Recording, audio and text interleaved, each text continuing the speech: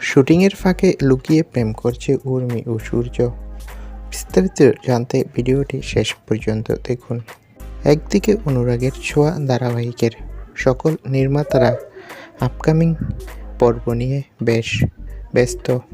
একটা কম্পিটিশন হবে, আর সেখানে পারফর্ম করবে উর্মি, দীপা, জয়, সূর্য সহ আরও অনেকেই। সামনেই এই পর্বটা আসছে অনুরাগের ছোঁয়া ধারাবাহিকে। নাচের প্রতিযোগিতা হবে সেটা, আর সেখানে বড় একটা প্রাইজ মানি দেওয়া হবে।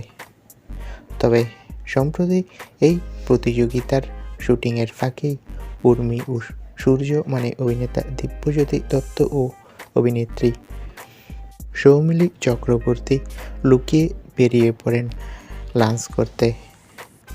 দুপুরের খাবার খেতে নাকি তারা একসাথে ঘুরতে বেরিয়ে পড়ে।